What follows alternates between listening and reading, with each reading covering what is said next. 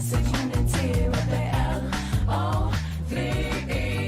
Love is the solution, so set your love free with the L-O-V-E. Further evolution and blessed unity.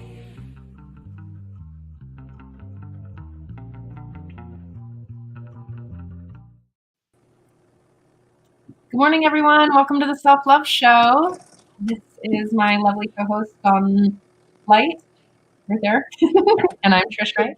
And we have Derek Hart on today. I'm very excited to, invite Derek Hart into the Self-Love Show to teach us about vulnerability and why that's important in relationships. Nice to be here. Morning. Thanks for having me. Appreciate it. So excited for you to be here. So. Thank you. We all struggle with kind of the same things, don't we? So, what comes up for you? Do you both have things you're currently working on in your own relationships, or do you have viewers that ask you questions over and over in your following? What comes up when you think about relationships? There's so much to it, right? There is so much to it. Well, I think that Dawn and I also really understand the importance of vulnerability and the importance of being real and raw and authentic. Yeah. And that's really the truth of how you get to connection, to intimacy, is through the doorway of vulnerability, right? Yeah. And that takes a lot of understanding yourself, even like your internal being, like being honest and vulnerable with you, and taking time to write it down and taking time to just get to know yourself a little bit deeper. Vulnerability is the key. I'm actually in a new relationship with a just stunningly beautiful man who loves all of my weird, raw, honest, vulnerable movements of fluid femininity. That's a nice way to say that I'm all over the board some days. Some days I'm like, oh my God. And then I'm like, oh God. And then I'm like, oh. And then I'm like, oh yeah. That was easy. Nice. Have you hit anything in any moment with him where you're just stumped and you're blocked and you don't know why? Has that happened? Not in this one yet. We're really, really fresh, but I have in the past gotten into some places where we were like at checkmate, right? Where we're both like, and what I've learned now, it's a place where I've either abandoned my truth or asked that other person to not authentically express.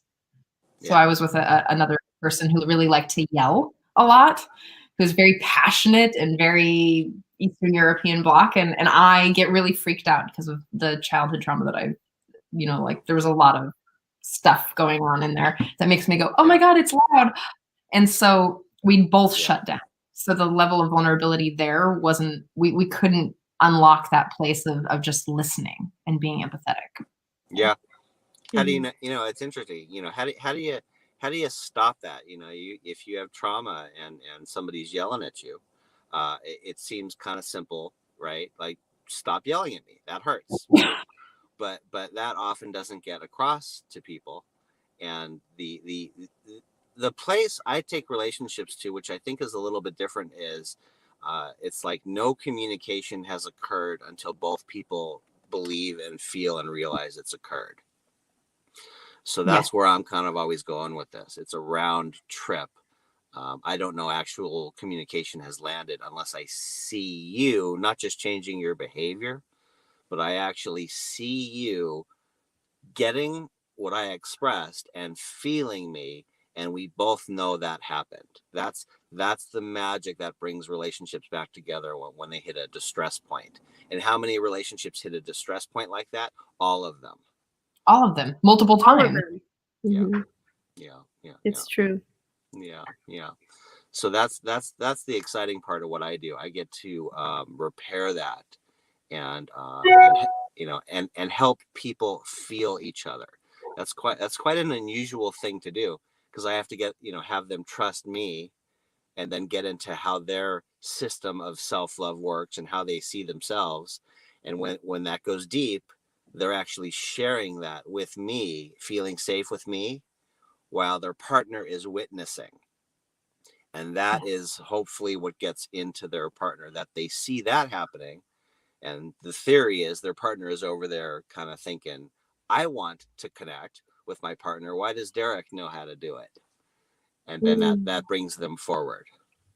And you just mentioned a huge thing that's so important to me, the trust piece, right?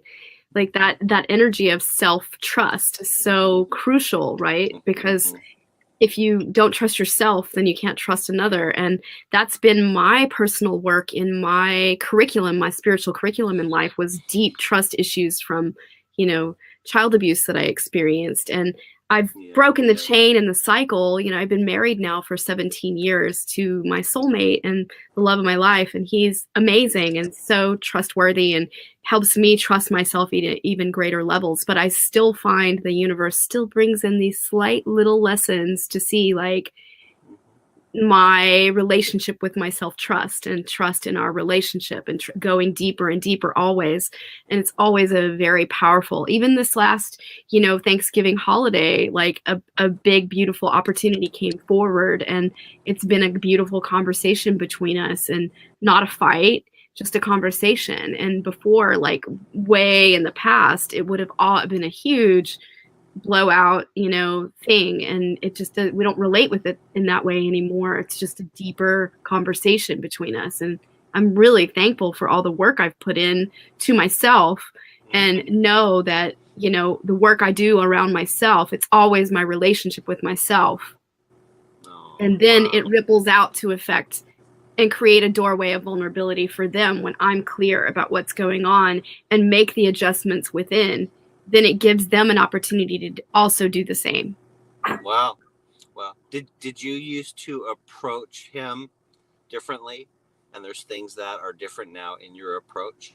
Oh, yes. I used to approach him with doubt in his capacity to show up for me, because that was the way I was programmed as a child, to doubt everything and everyone around me, because I was so wounded and so hurt as a young child. So then that set me up to believe that I wasn't supported, or I wasn't safe, or I wasn't, all the things my mind made up around safety. And really it came down to, like, deeply trusting myself and trusting that God always is inside of me, creating my reality in a higher and better way. And that life is happening for me, not to me. Yeah. What would you say he is struggling with? Do you know? What he's struggling with? What's he frustrated with? This last occurrence is really interesting. Like, this is where the subtlety of trust, where I've gotten tripped up, and I'm really, like, close to really having a deep, deep breakthrough, a final key. I think it's the final key in the doorway. It's interesting because, like, over the holiday, we went out of town to spend time with family, and we let a friend of ours that's been, an acquaintance, more say. We know them. He's helped work on our vehicles, and he's been going through a really rough time, this person. And my husband has such a big heart. Like, this is the thing about my husband, so kind that he just opens his home and door, and, like, so wanting to be helpful. And immediately I got a no inside when my husband was like, hey, can he, because we don't have animals that stay home anymore. Our dog goes with us. So we really didn't need a house sitter. But yet it's Thanksgiving and I'm generous. And I was like, I'll give this guy a break to be in my home. And it was so strange. Like, it was just a very bizarre experience, because this is the thing. I got a no, but I was so wanting to trust my husband intuition, because in partnership, that's so important to be able to give over and say, I trust you. I trust that you make quality, helpful, aligned decisions in our relationship, right? Yeah. Like, that's the thing. Like, I surrendered and was like, there's a reason why he's inviting this person in. And interestingly enough, the person it was a situation like we got home and he like moved everything around in my home and like broke my beautiful like gorgeous rock that like my mother-in-law gave me, and like just wasn't treating my home as sacred. Mm-hmm. Things were it was very odd, the energy I entered into when I got home, and I felt kind of violated. And then it brought up this feeling of like the times it had happened in our past with my husband in things that had happened over a long, because we've been together married 17 years. So we have a long experience at this point. And immediately I went inside and was like, okay, Spirit, what is this about? Like, it's an opportunity to greet something from the past that's unresolved, you know? And so immediately I went to work inside of myself, like, what is this about? And it's like, yes, I'm willing to trust my husband. No, he's not wrong. I'm not going to shame him. I'm not going to make him wrong. This is an opportunity for him to learn too. And this is an opportunity for that person to learn and for me. And that I don't have to make it mean that I did the wrong thing by trusting. Great. Trish, you were saying something? Yep. Oh no, I was in the background. Spirit fingers. Is that called spirit fingers? No. What's that And called? I'm practicing wild vulnerability right now because this just occurred and I'm still in the middle of working it out. And I'm just like being fully like full disclosure, you know, and I'm just thankful because I'm perfectly human, and how awesome. Yeah. Good stuff. Good stuff. Do you or And your husband? You're so vulnerable, and you're. Yeah. Go ahead. I'm just really acknowledging Dawn for her showing up in full vulnerability here today, and just being really honest with everyone who's here. Because I mean, I think that we've all had experiences where we want to lean in, and then we're changing a pattern in our relationship, and then something happens to like bring it back up in our face, and then we're always looking for evidence, right? That evidence of like, oh yeah, that's the reason. But the conscious choice that you're like, wait, hold on, I can slow down, I can step back, and I can really look at it from a different perspective, because my perspective has changed. Just because it feels the same doesn't mean that it has to be the same. It's just a, habitual pattern in your brain. Or I have to label it as wrong, bad, unworthy, whatever the, mind frame was in the past, that you can really shift it by being fully present and having forgiveness for any place there needs to be forgiveness from whatever occurred, that it's the ripple effect. Yeah. And I invite anyone who's watching to type in what you're feeling, like how this is landing for you, any questions that you have for Derek as well. Yeah. I'm a big fan of a couple main things. One of them is letting each other in on the struggle, letting your partner know and especially when you don't know what is happening, and especially when you're confused, and especially when you don't know what to do next, and especially when you can't find the words, and even more deeply when you think you're entering a pattern where you're going to use your coping mechanisms, such as criticizing your partner or pushing them to be vulnerable instead of you. All these things we do instead of risking to just say, I'm scared, I don't know what to do, I don't know what to say next, but we feel disconnected. Would you agree?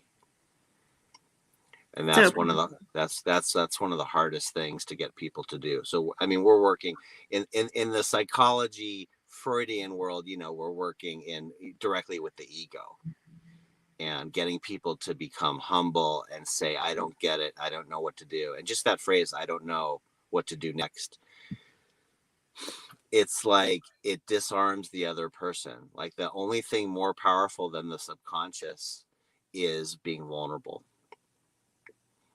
I love that. Say that again. That's a really powerful statement. The only thing more powerful than the subconscious is being vulnerable. It annihilates the subconscious that's running the show with all the patterns.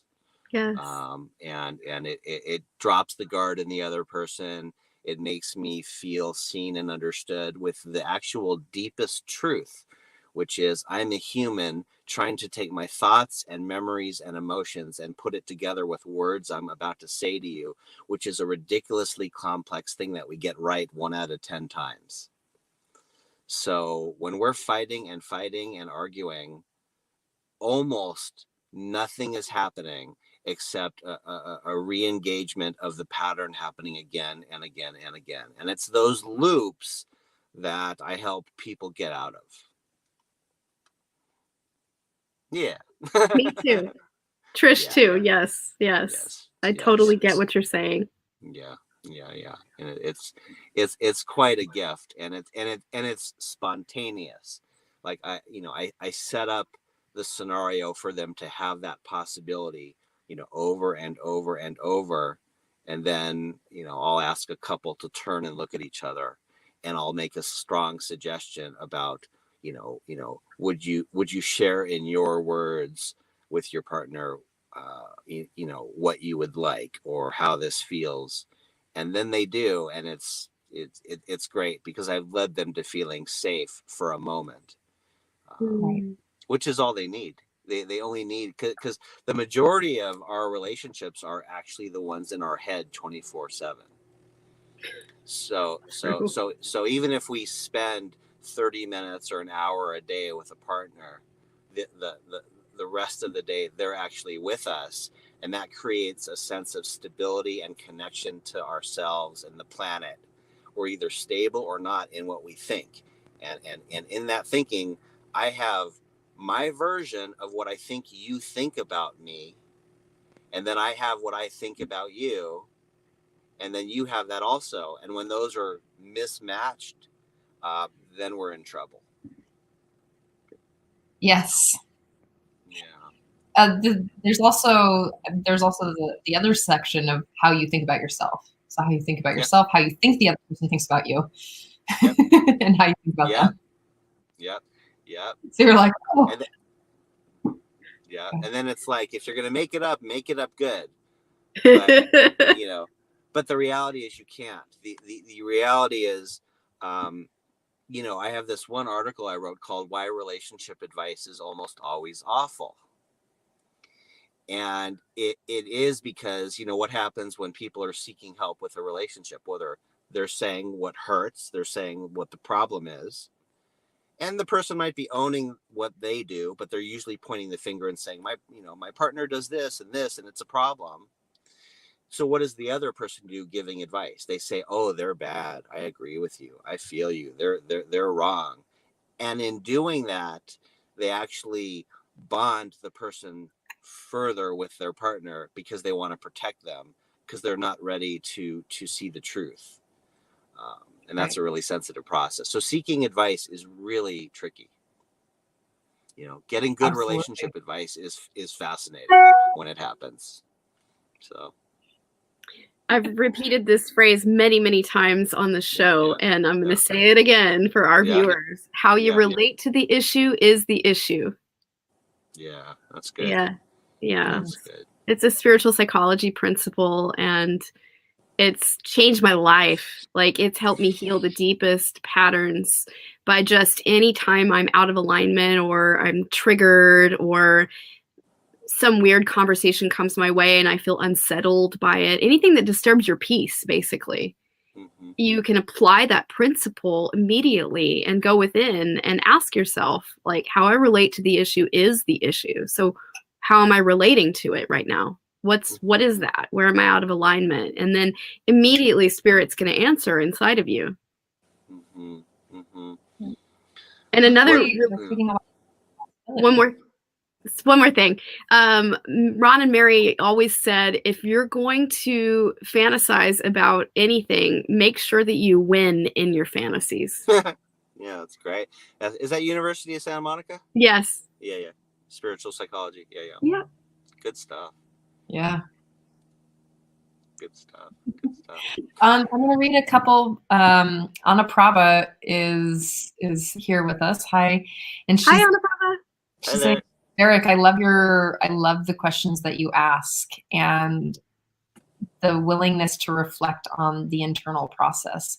And I think that's also a really big point, is letting your people know your internal working. And I think that we're taught kind of not to share our internal process. And how is anyone else going to know how I'm thinking or how I'm feeling if I'm not sharing that? If I'm not being like, oh, well, you know, this is how I got from A to Z. And I know that you don't actually think that way. And it's so human to really have this idea that we're all the same and that we all think the same. It's very, like, oh, I'm either really individual or I'm globally the same as everyone. And there's not really this understanding until you talk about it. Like, hey, Dawn, this is how I got from, like, this is how I felt uncomfortable about this. And you're like, oh, well, I hear where you're at. And being heard is a huge piece of vulnerability too. Because you can share, right? You can share, Derek, and you can be like, my whole heart's open and I'm just like here. And you're like, oh yeah, you want some coffee? Like, wow. Was I received? And so I think that there's another piece that you bring up is for someone to feel safe, they need to feel like they're being heard, to be met even. Yeah. Bill? Another question? Yeah, Bill says, I recently realized I was 100% responsible for so many arguments my wife and I had. At the time, I was deeply triggered and would stand up and get angry and feel justified in my anger. And what could have been a loving, empathetic conversation was destroyed every time. Yeah. Wow, Bill. And took Hi, full Bill. responsibility. Hi, Bill. He sat down and he took full responsibility for all those arguments and apologized from his heart for not being able to sit with her in loving empathy. And that's all she needed. That's what she needed. Thank you for your vulnerability, Bill. Like, Bill and I attended USM together, so I just want to say hi, and I'm hugging you right now. Thank you for your vulnerability. It's huge, huge breakthrough. Good work. Yeah. Let me give you one because of what Bill just said. So I do this thing called green light, or green light, red light, green light. And the couple doesn't know when they've hit a distress place in the relationship. They don't know what to do first, and they don't know what the most important thing to do is, and that's understandable. It's very confusing to know what to do next and what the goal is. You ask any couple arguing, what's your goal? They don't have an answer. They have answers that are all over the place, and they'll say stories and make really important points, but they actually don't know the goal. So if you're mad at me or hurt by me, right, you have in your head a red light. It is no longer safe to approach me or I'm going to bite you. Okay. So as we are talking, I need to know, as the person who's done the hurting, possibly, what my goal is. What's my goal? Mm-hmm. It's to get your red light to come to a green light. Now, how do I do that? I have to know that all of the facts of what has occurred between us are between 0 and 100% true. But the emotional facts that you're hurt by me or angry at me is always true 100% of the time. And I have to know how to validate that in you before I do anything else. The correction of all the details of who did what and how it went and how our past memories affect what we're thinking, that has to be done next. Unfortunately, that is what we do first. And this little point I made about learning how to make your partner feel safe is skipped. And once a couple can do that with me or with anybody, right, with any teacher, once a couple can do that, they're done. They're done with counseling. That is the only goal. And that takes a little bit of time. So how do you know when your partner is in green light? Ask, hey, do you feel like I understand exactly what you've gone through, and that you feel like I get it? And does it feel like I care about it? And do you feel validated? You know, and that's a tricky question, because the other partner who's been invalidated, sometimes for years, will just say, yeah, I do. I feel great. But that has to become very truthful. So the hardest question in the world to ask anyone in romantic relationship is, moment to moment, do you know if you feel bad or good? Right? And if you feel bad, what do you do next? Right? That's the simplest idea, and it's the whole training. It's the whole coaching, to get people to know the truth of what they're going through and how to say it without making the other person bad and wrong. Exactly. And that's exactly why we teach the self-empathy tool, is for people to really understand what they want, like how to get out of the story, to get into their feelings, and to really understand what they want. So they can be like, hey, Derek, hey, Don, I need or want this thing. Yeah. Instead of just like pretending like you're going to know it. Oh, we've been in relationships so long, you should just read my mind by now. Yeah. Doesn't work. Don't you know this is what I want 65% of the time, and the other 35% of the time I'm just gonna like make up some like I just need food or something, right? Yeah. Yeah. Yeah. You know what I say to couples a lot of the time? I say, okay, hold on, wait a minute. And I interrupt, and I say, can you turn to your partner and ask her why she's crying? And what that means is, he finally said the thing that she's felt misunderstood about, and he doesn't know that happened, because he's looking at me and talking to me, and doesn't detect the right musical note of when she starts crying and when the tears come down her face, or vice versa. She doesn't detect that in him. So it's literally getting them to be in attunement, and that's a hard skill to learn when we're highly defended, to make a slight eye contact with you every 15 to 45 seconds, because my words impact you moment to moment to moment. And if I don't know how my words are impacting you, by your cheeks, by them getting more red, by your eyes squinting, by your squeezing the chair with your hand, if I'm not aware of that moment to moment, then we're out of sync, and the conversation we're having is useless and usually building more distress. Yeah. Powerful. Yeah. Exactly. Well articulated. Thank you. I really must say, I'm in green light. yes, you are. We're in green light zone, but I just wanted to say, like, well articulated. You broke it down so succinctly that it's very, very, body language is everything. And like listening to our partner or beloved, whoever we're in relationship with, and having these triggers, it's so key to like lean in, right? And the two things that I learned through spiritual psychology is listening with heart-centered listening and heart-centered seeing, seeing the loving essence and hearing the loving essence. And if you can really apply that to all your relationships, you have a deeper experience of intimacy and vulnerability. And yeah. I was going to say, and it opens up the person to feel, heard, validated, seen, cared for. Yeah. Knowing vulnerability happened is only something that can happen when both people sign off on it. Yes.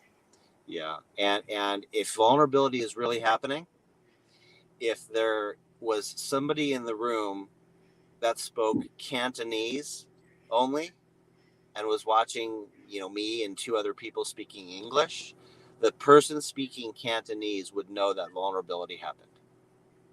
That's beautiful. Yes. Yeah. And could check that off on a box every time that it's actually occurred. It's unmistakable. It's the universal emotional language.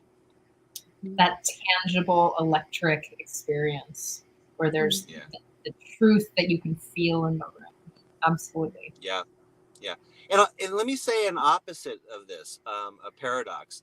You know, people come to me and it's like, what's the goal, right? What's the goal of taking the enormously courageous risk and going to couples counseling? I sometimes think when people walk in the door to me, 50% of it's already done.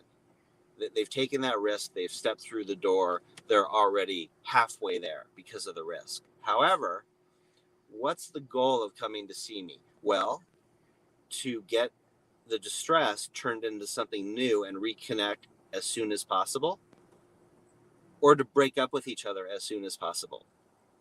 When couples come and they've been together for 25 years, they almost never have a story of the last year became difficult. The story is usually the first 23 and a half years were very difficult. Okay. And the last 9 years we've been trying to break up. So they actually come to me in purgatory. And so the goal is for them to learn how to unstick and unbind.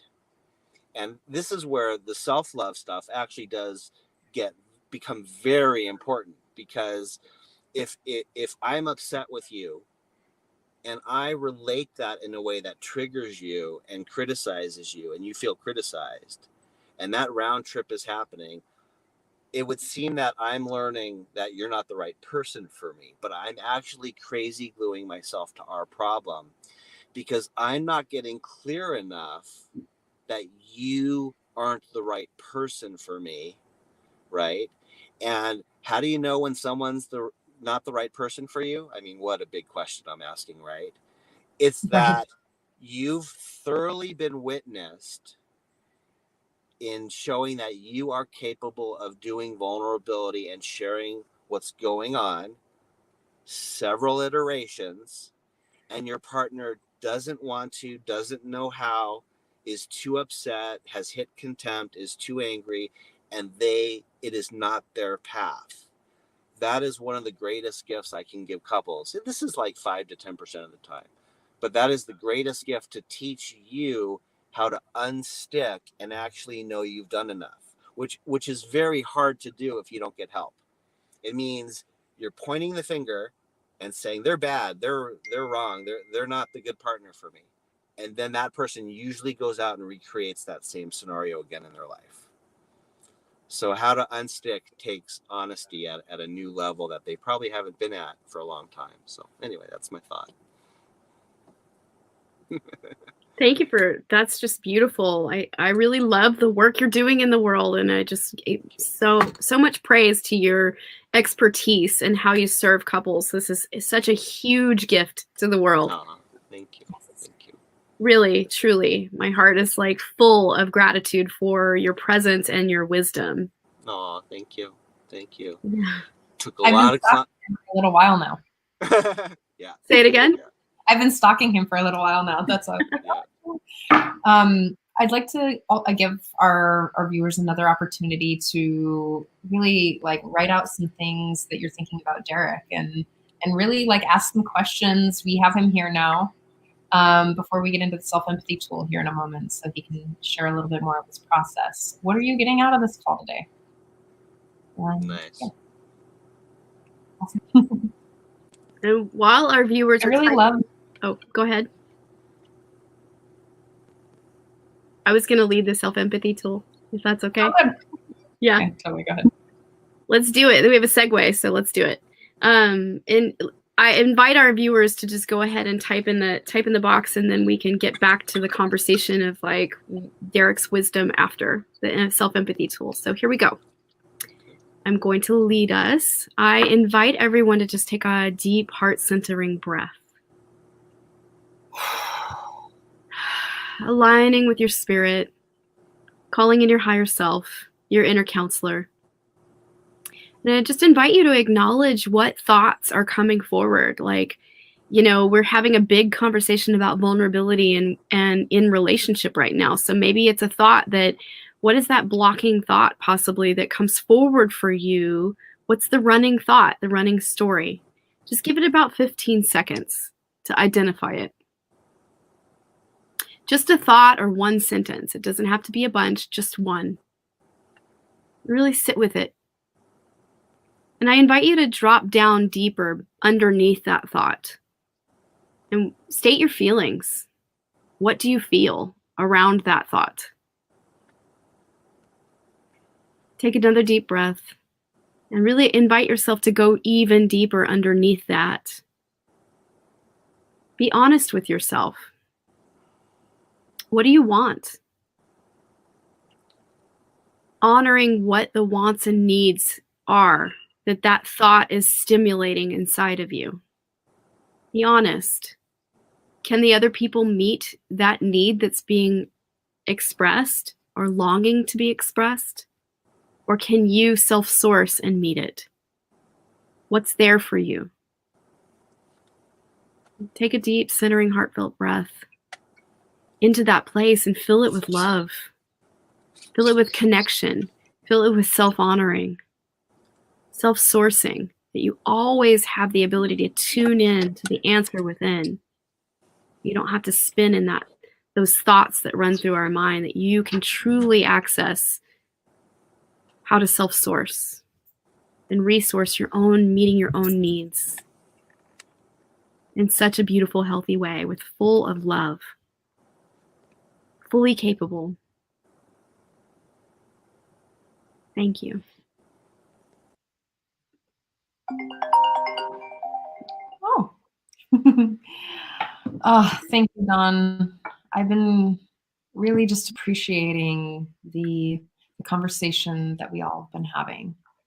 That, gosh, that we've been having really around vulnerability and the first step to coming back, because that is really the first step, is it? I mean, that's what we want, is to stay or to come back into connection, right? So being able to, the self-empathy tool, one of Love Coach Academy's really like prominent tools to really drop into yourself. Because I think that when we get into these triggered or trauma states, that it's just like you're overwhelmed, you're upset, you're angry, and it's usually projected out, right?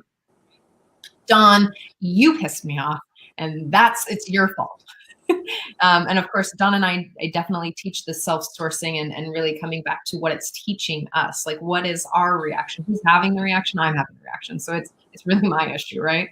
And so coming back into that place to drop into your body, to drop into yourself, be like, hey, I actually really want you to hear me right now, or I really want to feel safe. Like most people, I mean, what do we mostly want? Connection and safety. It's generally the foundation of what relationship looks like, right? So it's like, I really want to feel safe. And when you do that thing, it totally makes me feel unsafe in my house or in my body or in my, like, it makes my body go, ah, right? And so, yes, life is triggering in itself. And so we get into partnership to build community, to build our, I don't think that, we're always going to be able to self-source our own everything. We're just not going to be able to self-source everything.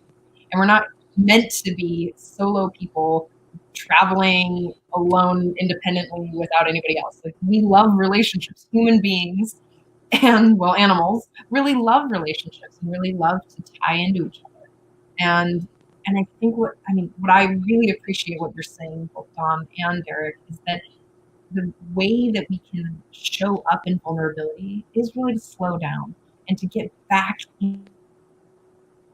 into safety, to drop in and to listen and to share really from our heart center, right? I love that.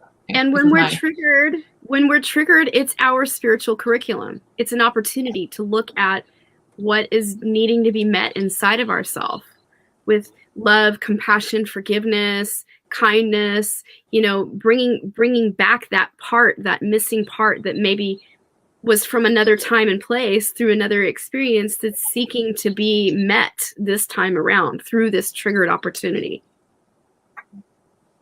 Yeah, and I'll I'll take it into a little different area. It's it's very subtle to know what I really even need. It's what so do, true. what am I asking for? What do I need? So I put it out there, and then it's got to be clear, concise, understandable, and the other partner needs to grasp what I'm needing. And in my closest relationships, I'm even sometimes a little more quieter than I've ever been these days, because it's like I actually am going through a filter of like, what do I need now? What is the thing that would make me feel better that you understand about me? I'm not even sure that's really it. So then I get to go to the next level of truth, and the more I do that, the more I'm actually approaching vulnerability. It's like, I want to be closer to you, and right now I have this silly little thing I think I need, and I don't even know if that's the truth, and I feel disconnected, and I want to be closer, and I'm embarrassed that I don't even know what it is or how to ask for it. I love Wow. you so much. That's That is so true. Yeah. how many of you out there have really felt that exact thing? Yeah. And Knowing Derek, what to that's ask the for. reason why the reason why we teach the self-empathy tool, is that you get to slow down and really access that point. Because our human brains talk a lot of shit, right? I can make up so many stories about, well, everything. I can make up stories for days. And to really drop in and be like, hey, I'm making up this story that you're an asshole. And I'm going to drop in and be like, okay, what am I feeling? I'm feeling hurt. I'm feeling scared. I'm upset. I don't feel safe. And then I can drop in and be like, oh gosh, what I really want is connection. And I want to know that you're here with me, and not also in, you're just too emotional or whatever story you have about me. Like I actually want to be there. And even if it's like, you know what, Derek, what I could really use is to take some time to just breathe together. Yeah. Like you can just put my pinky to your pinky, so I know that we're connected. Give me a little reassurance. Yeah. Can you touch my pinky to your pinky? Can we just sit here and breathe? Like, Trish, it's okay. It's a bump in the road. We're gonna have bumps because you live years of your life in a whole different perspective, and Derek, you've lived years of your life in a whole different perspective. I just want to know that I'm here with you. And so that self-empathy tool has given me the opportunity to really be able to ask for what I want, but to teach people how to ask for what they want, or even just to hear it. Because then once you start doing it for yourself enough times, like, I don't know, 50 times a day, that you can hear it in another person.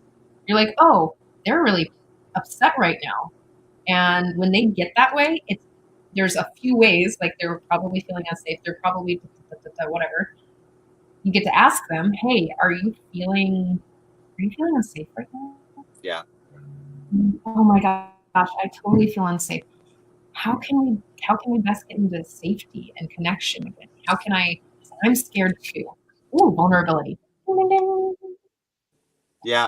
Can I make, I want to make something, I want to add something to that. So it's where it gets so tricky if we're not connected well and we're distressed. It's why it's so complex. So you just say that beautiful thing you said, Trish, and you come forward with this, let's put our pinkies together. Let's connect. Let's breathe together. Now I'm over here on the other side, possibly not feeling safe. Mm-hmm. So this beautiful thing you asked for, it would seem like I should just come forth and do that. But if we're really triggered, I'm literally annoyed by that.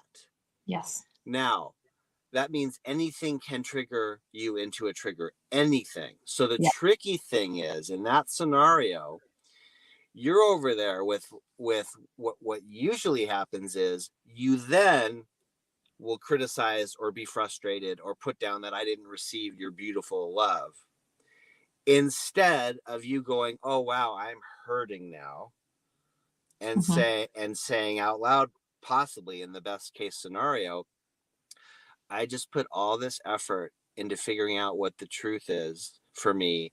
And I felt like I was putting it together in this gentle way. And I have still hurt your feelings. Yes, that is happening.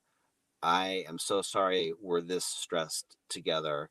And that's really happening. See, what usually happens is you'll invalidate me for reacting to your beautiful expression of love, but I'm annoyed by every single thing you do. So what's your choice to heal that? It's to go more vulnerable, over and over and over, and then determine if you have a partner that can do that with you. But that frees you and unglues you from being confused. Yes. An incredible point. Because yeah, if you're like, oh my gosh, or if I'm like, oh my gosh, these are what things I need, and you breathed, and I'm like, oh my God, Derek. Yeah. I can't believe you just exhaled in this way.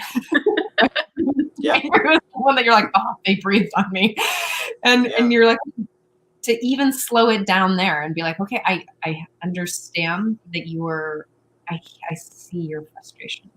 Yeah. I see that you need something. You might not even know what it is. And I'm still here with you. Yeah. The person that I'm dating right now, we have this thing that we're doing, and it's like, I'll be like melting over, there's so many things in my life. Like, my stepmother just found out that she had a type of skin cancer, and it's in late stages. So it's pretty heavy. So I just like, I'm like melty. He's doing work, and he just saw it on my face. He's like, I can love you there too. Oh. Or when I'm frustrated, like, oh, I know. I'm like, oh, I'm so frustrated and I want to run away, and I just don't want you to see me in this. And he's like, I can love you here too. And it's one of the most powerful things that's happening and healing in this relationship, really transformative for me in any other relationship I've ever had. And to see me angry, to see him angry, to see, these places, and to actually just be able to hold it without taking it on. And I think that that's a piece there, because if you breathe in my direction and I'm like, I feel the gust of wind and I'm like just livid with you, to be able to notice that that's actually something that I'm creating in me. Yeah. And that you're sitting here, even though that you're even just sitting here, is still a place where you're wanting to connect. And to acknowledge that, like, because you can walk away, you could, but you want to connect, and so do I, even in my frustration. Yeah, I don't have too many templates, but I'll give you one phrase that if you come forth with it authentically, it's, and the person can't hear you over and over. It's like, if I had the right words to say to you right now, I would use them to make us feel better. I don't know what they are. That's so sweet. That is so sweet. Yeah. It's pretty hard to then attack. You actually, it's a little sly, but you actually want to be so truthful about what's hurting inside you with no criticism, that you literally kind of want to set it up so if they then attack, they also feel embarrassed right after they do it. You're just both sitting there and you're like, well, okay, you needed to attack and I got nothing else. I'm sad. I want to be closer to you and I don't know how. And I'm still here. I'm not doing what I used to do. I'm not leaving the room. I'm not taking a break. I'm not taking a timeout that actually lasts forever. And I'm still here. So tell me everything going on with you. I will listen. It's so important, Derek. Yeah. And that takes centering. And with working with a couple, it's doing that inch by inch. So one of the gifts I think from me to couples is they almost never feel like one side is being taken care of more than the other. So that's like an inch by inch. I don't take somebody into being more vulnerable than the other. So they have to stay at the same level of openness, or else it actually doesn't work and doesn't reconnect them. Yeah. People want to feel heard and seen and understood. Yeah. By others. I need to know you care, and not just by your words, not even by your actions. I need to feel in me that you care about how I hurt in my unique way, that I hurt in how I give meaning to things.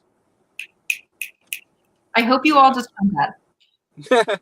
Like, put a pin in that, put it on your, because that was important. I mean, like, really, we all, all things we think that our pain is so unique to us. Like, oh, I hurt in this one way, and nobody understands my pain. We're very emo in the sense, like, but you'll never understand. And then but we want that so deeply. We want someone to see us in our most dark, painful, bleedy, like sensitive spots, and be like, oh, I can hold you there. I love you there, right? Yeah. Oh, that's such a good. Yeah. And the most emotionally intelligent, brilliant couple knows how to do this one thing, which is, if I need to set a boundary with you, and I can set it while staying in attunement with your difficulty in hearing boundaries, and say words about that during my boundary setting, that's a round trip actual communication that can make boundaries beautiful and easy and flow well. Okay. So self-love is amazing to get you to understand what's true in here and what's authentic, and then what a boundary is. But where couples really get confused is they don't know what's actually happening in their partner when a boundary is being set. And even if their partner is saying, yeah, thank you for setting your boundary, I really appreciate it, that's not actually the truth a lot of the time. The truth is, when you set that boundary, I feel unimportant and embarrassed and inadequate, and like you're going to abandon me. So including words, as I'm saying, I'm not okay that this happens between us, and I know how painful it is for you when I tell you something that I need to be different that you're doing. I'm aware of that at the same time, which is making it very scary and hard for me to say this to you. And I will talk about it until we both feel like we get it. That's magic. That is magic. Yeah. Right. And it's such a good point that you're bringing up that, I mean, like, there's subtle boundaries and subtle shifts that are easier to take, but a lot of the time, a thick, heavy boundary can be really abrasive for the other person. Like, oh, I need this much space, or I need not to talk, or I need you to stop doing something that's authentically to you that you do, just so that I can feel safe. And so a boundary that can be really abrasive for someone. Yeah. And that's the level of vulnerability where you shared, I know that this affects you in this way, and I'm afraid to say this to you.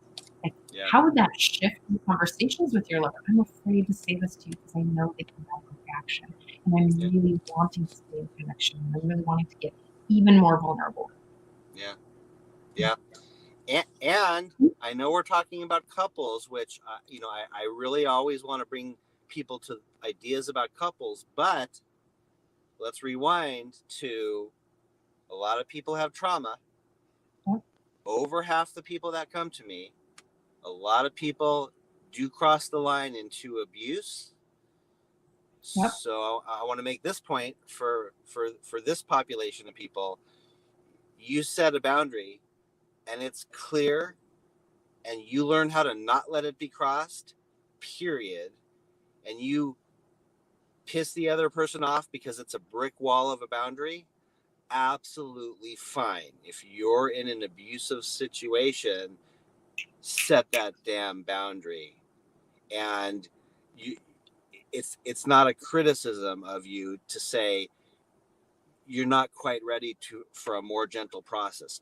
You need to push people away and swing to the opposite end of the pendulum if you've let people walk all over you. That's hugely important to learn first sometimes, right? Thank you for bringing that up. Yeah. Thank you. Because I think that, again, it's also really important for, especially, I'm going to say this, it's kind of abrasive, especially the spiritual community. It's like, it's all a lot of things past, and women as well, we're kind of trained. I think my generation, older generations, like moving out of this idea that we're trained to have this subservient role for men. Like, oh, we have to be in relationships, so we have to do these things. And I think that's such a great point. Is like, if you know that this is a boundary, you have to, for you, if you know this is a boundary, you have to like express that, because then it becomes a self-abandonment, or it'll continue an abandonment cycle in your trauma when you self-abandon yourself, right? I know that was like so that's a really, really key point. Like, you know what, I can't do this anymore. This is really clear. You can't hit me. You can't you can't call me names. Like, this is just a not. And there are consequences to crossing this boundary. And we can discuss them. We can go see therapy. There's things that need to happen now to create an amends process.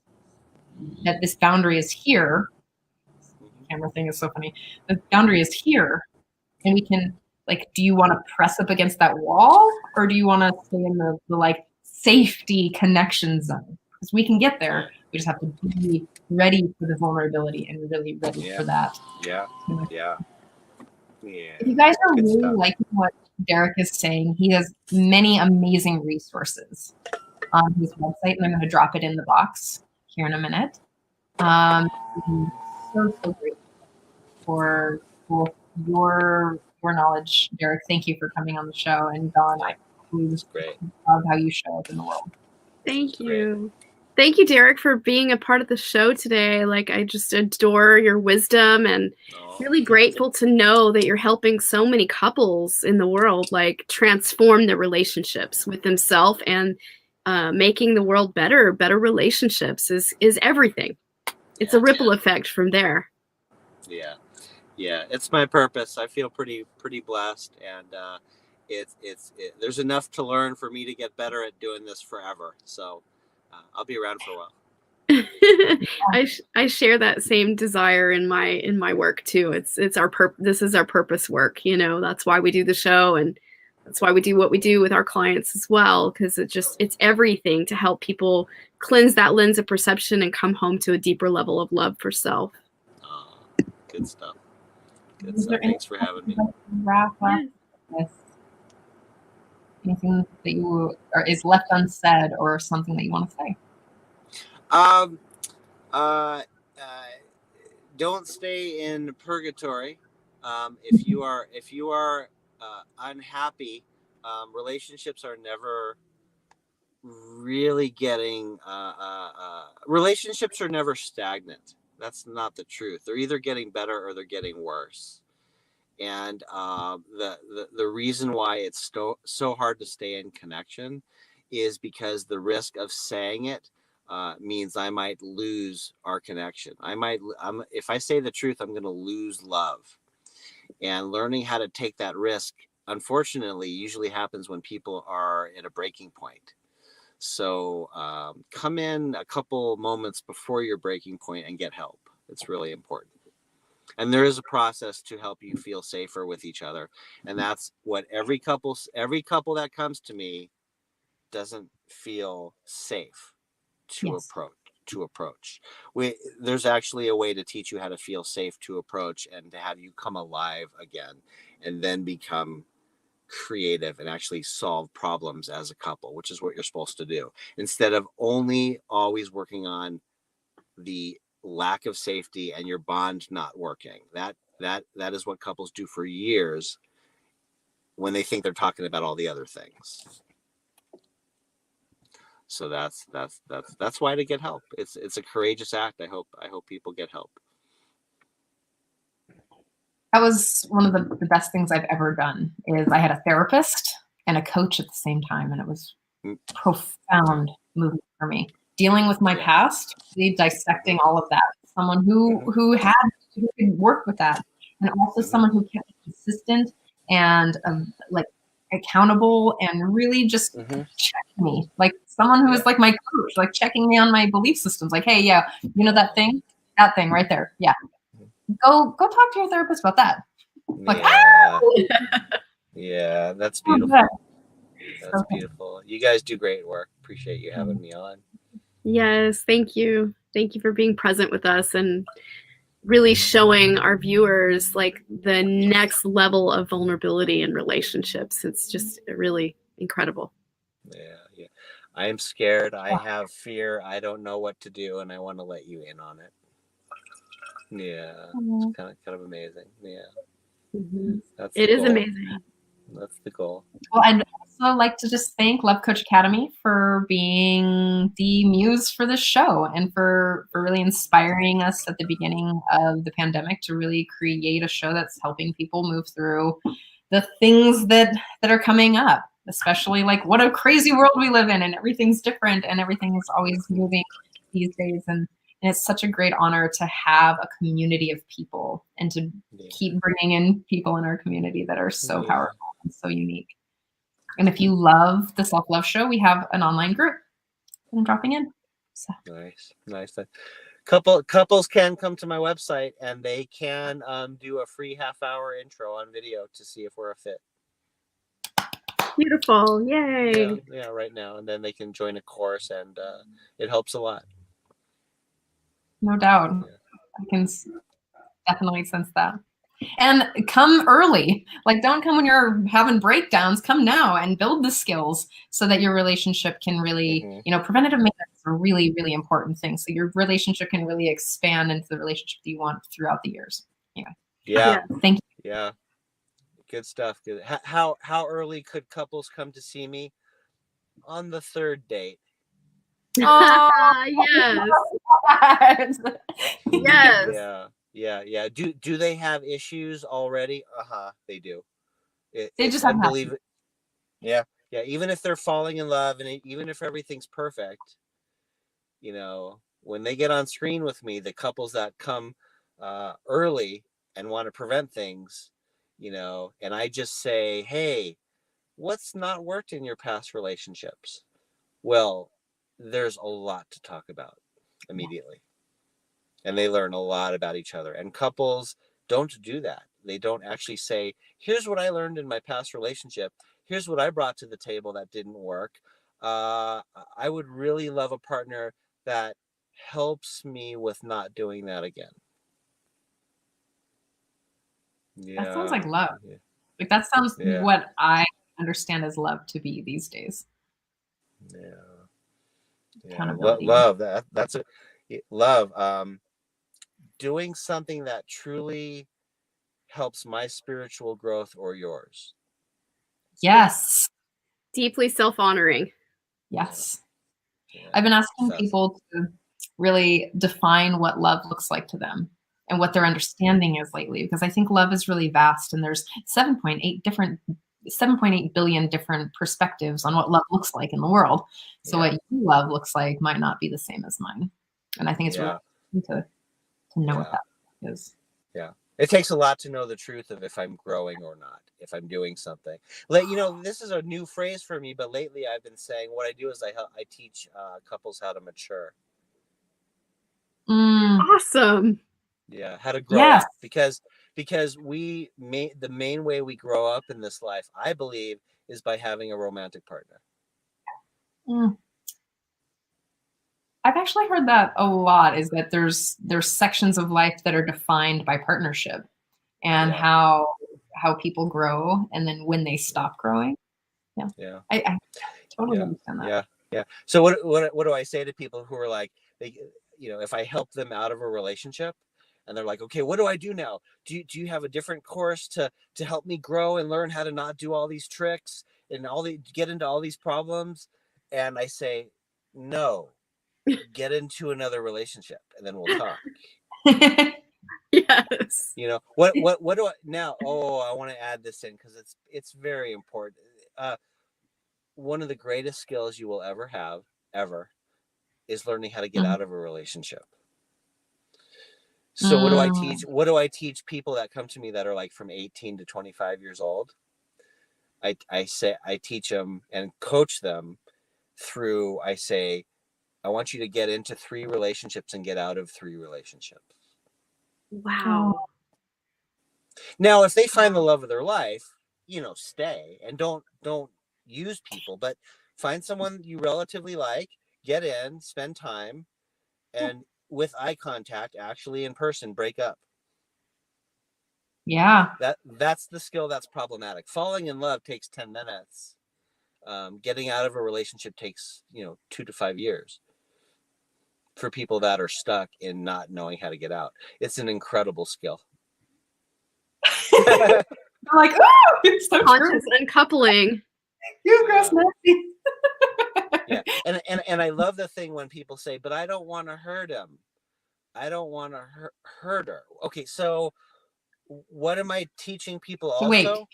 How to elegantly hurt the other person. Well, because we're gonna hurt each other. Like that's just kind of how it works. You have to. I mean, it hurts. Like, that's human stuff. Yeah, it hurts. But when you're done elegantly hurting the other person, the goal is for you to walk away in peace. Yes. And to have an appropriate set. What'd you say? And not in pieces. Yeah. In peace, but not in pieces. Yeah. Beautifully said. Elegantly cause the truth to happen and walk away feeling like that was the end of the learning between you two. I'd also just like to make a point that what's more painful is inauthentically staying in a relationship where you don't love that person and you're basically lying to them. Yeah. Or being like, hey, I love you and I got to go. Like, I don't want to hurt you, so I'm going to stay and be inauthentic and just keep this space for me. I don't know. Yeah. Just wanted to drop that in. I don't want to hurt you. The truth of that statement is I don't want to hurt me. And I don't want to mature and grow up and say the truth. Ugh. Yeah. That's the truth. Which is more hurtful when you're inauthentic in that way. Yeah. So true. Yeah.